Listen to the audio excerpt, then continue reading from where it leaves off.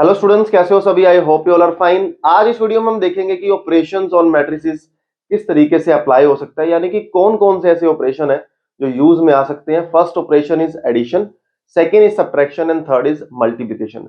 Division यहाँ पे use नहीं करते, हम डिवीजन की बजाय इनवर्स लगता है, वो हम पढ़ने वाले हैं हमारे आने वाली वीडियोस के अंदर, क्योंकि मैट्रिक्स की डिवीजन कभी भी पॉसिबल नहीं है, या 1/a 1/b इस तरीके से नहीं लिखा जा सकता। तो वेलकम टू गेट स्मैशर्स, मेरा नाम है अंकित रोड़ा। बिना किसी देरी के शुरू करते हैं। मेनली तो आपको जो ध्यान रखना है वो है प्रॉपर्टीज पे, क्योंकि देखो ये सारी डेफिनेशंस आप लोग पढ़ चुके हो। एक प्रॉपर्टी का जो है वो रिकैप कर लेना कि क्या क्या प्रॉपर्टीज लग के जा सकती हैं, और स्पेशली जब एडजॉइंट और इनवर्स की प्रॉपर्टीज आएंगी। अब यहाँ पे देखो, हमें पता है कि एडिशन ऑफ अ मैट्रिक्स, दो मैट्रिक्स को ऐड कब कर सकते हैं? अगर मान लो एक मैट्रिक्स m/n ऑर्डर की है तो दूसरी का भी m/n ऑर्डर का होना कंपलसरी हो जाएगा, क्योंकि अगर दो मैट्रिक्स का ऑर्डर सेम नहीं है हम उनको ऐड नहीं कर सकते। जैसे मान लो एक मैट्रिक्स मुझे दे दी इसने 1 2 3 4, तो जब तक सेम ऑर्डर की मैट्रिक्स यानी कि 4 5 6 7 हमें नहीं मिलेगी, हम आंसर यहां पे नहीं लिख सकते। यानी कि 1 + 4 5, 2 + 5 7, 3 + 6 9, 4 + 7 11, तो तब तक हम ये आंसर नहीं लिख पाएंगे, यानी कि एडिशन नहीं कर पाएंगे। तो ये तो हो गया मेरे पास एडिशन ऑफ द मैट्रिसेस। तो जैसे ही आप ऐड करोगे उनके कॉरस्पॉन्डिंग एलिमेंट से ऐड हो जाएंगे जहां ऑर्डर सेम रहेगा, 2/2 का ऑर्डर सेम रहेगा ना। अब बात करते हैं प्रॉपर्टीज की। एडिशन इज कॉम्यूटेटिव, कि यानी कि अगर मैं एक मैट्रिक्स में दूसरी मैट्रिक्स ऐड कर दूं या दूसरी में पहली ऐड कर दूं, answer will remain same. Second property is addition is associative. आप पहली दो ऐड कर दो, बाद में तीसरी ऐड कर दो, या लास्ट वाली दो ऐड कर दो, बाद में पहली ऐड कर दो, बेसिक रूल है। नेक्स्ट है, इस रूल को हम नाम दे सकते हैं एग्जिस्टेंस ऑफ आइडेंटिटी। मेरी आइडेंटिटी कौन है? मैं खुद हूं। आपकी आइडेंटिटी कौन कौन है? आप खुद हो। किसी मैट्रिक्स में क्या ऐड किया जाए कि वापस वही आ जाए, वो उसकी आइडेंटिटी है ना। तो ये जो नल मैट्रिक्स है ना, ये हर मैट्रिक्स की एग्जिस्टिव या आइडेंटिटी बोल सकते हो। ये एग्जिस्टेंस ऑफ आइडेंटिटी, या इसको स्पेशल अगर हम प्रॉपर नाम देके बोले, that is additive identity. Additive identity, additive identity का मतलब है ऐड करने के बाद कौन सी ऐसी मैट्रिक्स है जिसको ऐड करे और वापस वही आंसर आ जाए। तो हर एक मैट्रिक्स के लिए क्या होगी? नल मैट्रिक्स हो जाएगी। यहां पे नेगेटिव ऑफ अ मैट्रिक्स, किसी भी मैट्रिक्स में उसी मैट्रिक्स का नेगेटिव ऐड कर दो, क्या आ जाएगा? नल मैट्रिक्स आ जाएगा। इसको भी स्पेशल नाम दिया गया, that is additive inverse. Additive inverse, किसी मैट्रिक्स में मैं क्या ऐड करूं कि वापस वही आ जाए? Additive identity. किसी मैट्रिक्स में क्या ऐड करें, नल आ जाए, एडिटिव इनवर्स। अगर यह कैंसलेशन लो क्या कहता है कि अगर आप एक मैट्रिक्स में एक्स ऐड कर रहे हो, यानी कि कोई दूसरी मैट्रिक्स ऐड कर रहे हो, बी में भी सेम मैट्रिक्स ऐड कर रहे हो, तो ये आपस में कैंसल आउट होके ए बी के इक्वल लिखा जा सकता है। यानी कि दोनों मैट्रिक्स आपस में कैंसल हो सकती हैं। और कैंसल भी क्या, एक्स वहां जाके माइनस हो गया, मैट्रिक्स में से मैट्रिक्स माइनस हो जाएगी, सारी की सारी जीरो, है ना। तो ये मैट्रिक्स के मेन एडिशन के रूल है। सब्ट्रैक्शन, अगेन एडिशन और सब्ट्रैक्शन में कुछ ज्यादा डिफरेंस नहीं है। दो मैट्रिक्स को सब्ट्रैक्ट करने का सीधा सीधा मतलब है एक मैट्रिक्स के अंदर किसी दूसरी नेगेटिव मैट्रिक्स का ऐड होना, यही होगा ना। बस यहाँ पे थोड़े बहुत रूल चेंज हो जाएंगे, जैसे a minus B b minus A के इक्वल नहीं होगा, क्योंकि a में से b माइनस करना और b में से a माइनस करना डिफरेंस है। तो ये हुआ एडिशन, ये हुआ सब्ट्रैक्शन। अब एसोसिएटिव हो भी सकता है, नहीं भी। अगर मैं तीनों बोल दूं कि 0 0 0 है सारी मैट्रिसेस, तो जिस मर्जी में जो मर्जी माइनस करते रहो, आंसर तो जीरो ही आएगा। तो सब्ट्रैक्शन की हमने डेफिनेशन देखी, एडिशन की प्रॉपर्टीज देखी। सब्ट्रैक्शन अगर आपने देखनी है तो बस माइनस लगा दो, यहाँ पे आंसर क्या आ जाएगा? आंसर आ जाएगा -3, 2 - 5 -3, 3 - 6 -3, और ये माइनस। तो this is the required answer. Clear हुआ होगा। अब नेक्स्ट है मल्टीप्लीकेशन बाय स्केलर। किसी भी मैट्रिक्स को जब किसी नंबर या स्केलर क्वांटिटी से मल्टीप्लाई किया, जैसे 2 से मल्टीप्लाई करना, 3 से करना, तो क्या है, जब भी इस ऑर्डर की कोई मैट्रिक्स पड़ी है, m क्रॉस n ऑर्डर की, और अगर हम a इंटू में k निकाल रहे हैं, यानी कि किसी मैट्रिक्स को k से मल्टीप्लाई कर रहे हैं, उसका सीधा सीधा मतलब है मैट्रिक्स के हर एक एलिमेंट को k से मल्टीप्लाई कर देना, बस। जैसे मान लो मैंने इस मैट्रिक्स को बोला कि ये ए मैट्रिक्स है, और अगर मैं चाह रहा हूं कि आप के या ए के मैट्रिक्स निकाल के दिखाओ, आप क्या लिख दोगे? 1 इंटू के, 2 इंटू के, 3 इंटू के 4 इंटू के, तो this is the required answer. ठीक है, तो हर एक एलिमेंट के से मल्टीप्लाई हो जाएगा। नेक्स्ट रूल कहता है कि आप दो मैट्रिक्स को ऐड कर दो, बाद में के से या स्केलर क्वांटिटी से मल्टीप्लाई कर दो, या अलग अलग मल्टीप्लाई करके ऐड कर दो, आंसर विल रिमेन सेम। किन्हीं भी दो स्केलर क्वांटिटी को ऐड कर दो, फिर मल्टीप्लाई कर दो मैट्रिक्स में, या अलग अलग मल्टीप्लाई करके ऐड कर दो। जैसे 2 + 3, 5 से अगर मैं हर एक एलिमेंट को मल्टीप्लाई करूं, एक बार मैं 2 से कर दूं, एक बार 3 से कर दूं और वापस मैट्रिक्स ऐड कर दूं, आंसर तो सेम ही आएगा ना। नेक्स्ट सेम मल्टीप्लीकेशन में 2 और 3, 3 से मल्टीप्लाई करो हर एक एलिमेंट को, फिर 2 से कर दो, या फिर इन दोनों नंबर को ही मल्टीप्लाई कर दो, 3 2 6, फिर जाके मल्टीप्लाई कर दो, आंसर विल रिमेन सेम। जहां पे पी क्यू और के मैं किससे रिप्रेजेंट कर रहा हूं, स्केलर क्वांटिटी को रिप्रेजेंट कर रहा हूं।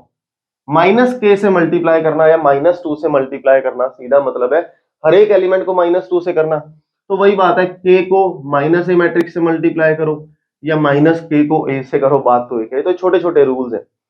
Multiplication of a matrix, multiplication में हमने क्या पढ़ा था क्लास 11 12th में? मल्टीप्लीकेशन क्या कहती है कि अगर एक मैट्रिक्स इस तरह की पड़ी है, दूसरी मैट्रिक्स कुछ इस तरह की पड़ी है, जहां पे इसके नंबर ऑफ रो m है, इसके नंबर ऑफ कॉलम n है, इसके नंबर ऑफ रो n है और इसके नंबर ऑफ कॉलम p है। ये दो मैट्रिक्स या एक ही अगर आप b से मल्टीप्लाई कर रहे हो, वो तब तक पॉसिबल नहीं है जब तक column of first matrix is equal to the row of second matrix, तब तक आप मल्टीप्लाई नहीं कर सकते। तो जब तक पहली मैट्रिक्स का कॉलम और दूसरी मैट्रिक्स के रो आपस में इक्वल ना हो जाए, मैट्रिक्स को हम मल्टीप्लाई नहीं कर पाएंगे। करना किस तरीके से बताता हूं। और मल्टीप्लाई करके आंसर फिर क्या आता है, ये जो बचे हुए नंबर है, यानी कि ये m/p की मैट्रिक्स।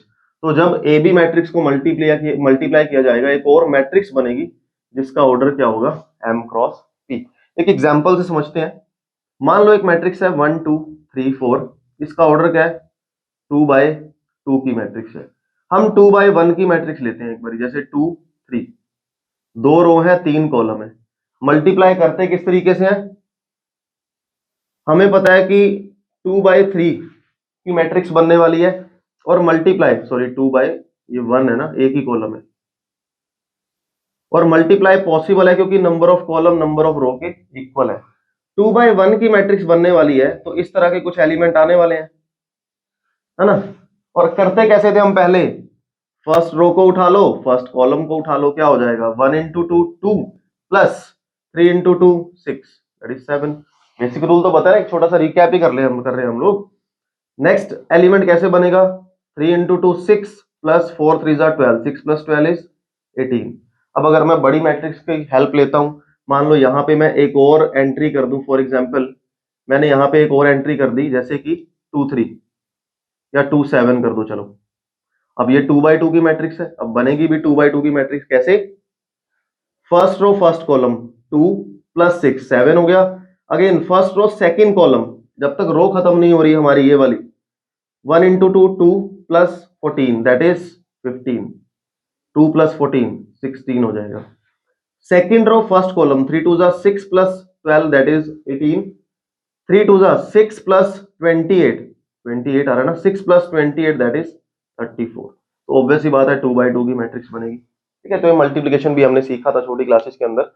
अब मल्टीप्लिकेशन क्या कहता है, मल्टीप्लिकेशन नॉट कम्यूटेटिव है, जरूरी नहीं है, हो भी सकता है, हमेशा के लिए जरूरी नहीं है कि ऑलवेज नहीं है ए बी हमेशा बी ए के इक्वल आए, दिस इज नॉट पॉसिबल, ये नहीं है।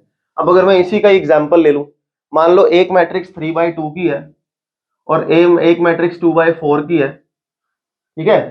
अब मैं 2 बाय इन दोनों की मल्टीप्लाई कर सकता हूं मैट्रिक्स की, लेकिन अगर मैं इस मैट्रिक्स को आगे रख दूं और इस मैट्रिक्स को पीछे रख दूं, क्या मल्टीप्लाई पॉसिबल हो पाएगी? तो ऐसा जरूरी नहीं है, हमेशा के लिए एसोसिएटिव होती है कि दो को मल्टीप्लाई करके पहली से कर दो या पहली दो को करके तीसरी से कर दो, दो मैट्रिक्स को ऐड करो तीसरी से मल्टीप्लाई कर दो, या ए को बी से और ए को सी से मल्टीप्लाई करके ऐड कर दो, हमेशा इक्वल आएगा ही आएगा। अगर कैंसलेशन लो, अगर ए बी ए सी के इक्वल है तो कैंसलेशन लो अप्लाई हो जाता है और बी सी से इक्वल आ जाता है। इसको वैसे तो हम लिखते हैं प्री मल्टीप्लाई पोस्ट मल्टीप्लाई, आप मल्टीप्लिकेशन में भी सीखोगे, मैं आपको फिर भी बता देता हूं। जब भी ऐसा होता है ना, A B is equal to मान लो ए सी पड़ा है, हम क्या करते होते हैं, pre multiplied by A inverse. A inverse हम पढ़ेंगे अभी, कभी भी ऐसे कट करके नहीं दिखाते। और ए इंटू में ए इनवर्स हमेशा आई होता है, आई इंटू बी बी होता है, ये सब आने वाली चीजें हैं और आपको पता है तो ये चीज क्लियर होगी, और वैसे भी हम करने वाले हैं। किसी भी मैट्रिक्स को अगर आइडेंटिटी मैट्रिक्स से मल्टीप्लाई कर दे वापस, वही मैट्रिक्स आएगी हमेशा। इसका मतलब क्या हुआ, ये मेरी मल्टीप्लिकेटिव आइडेंटिटी है, ये मेरी मल्टीप्लिकेटिव आइडेंटिटी है। किसी मैट्रिक्स को मैं आइडेंटिटी से मल्टीप्लाई कर दूं, सेम वही आंसर आएगा। अगर मैं किसी मैट्रिक्स को दूसरी मैट्रिक्स से मल्टीप्लाई कर रहा हूं और आंसर नल मैट्रिक्स आ रहा है, इसका मतलब ये नहीं है कि ए हमेशा नल होगा, बी हमेशा नल होगा, नॉट ऑलवेज, जरूरी नहीं है। दोनों नॉन जीरो मैट्रिक्स भी आपस में मल्टीप्लाई जीरो बना सकती हैं, ऐसा कंपलसरी नहीं है। तो आप क्या बोलोगे, अगर A B is equal to null है तो ए नल मैट्रिक्स हो या बी नल मैट्रिक्स हो, ऐसा जरूरी नहीं है ना। हाँ, लेकिन वाइस वर्सा सही है, अगर इन दोनों में से एक भी नल है तो मल्टीप्लीकेशन हमेशा जीरो आएगी या नल मैट्रिक्स आएगी। ठीक है, नेक्स्ट है, अगर मैं किसी मैट्रिक्स का स्क्वायर कर दूं या मतलब उसको दो बार मल्टीप्लाई और क्यूब कर दूं, इन दोनों की मल्टीप्लाई कर दें या फिर हम काम करें ये कर दे तो आंसर सेम आएगा, पावर ऐड कर दो। तो ये थे एडिशन, सब्ट्रैक्शन और मल्टीप्लिकेशन की कुछ एक properties. In the next video we will discuss about the transpose क्या होता है, उन सब चीजों के बारे में डिस्कस करेंगे। ट्रेस ऑफ अ मैट्रिक्स क्या होता है, ट्रांसपोज क्या होता है, वो सब टॉपिक्स हम one by one in videos के अंदर कवर करने वाले हैं। तो मिलते हैं अगली वीडियो में, सेम टाइम सेम जगह अगले दिन। Have a good day to all of you, bye bye bye.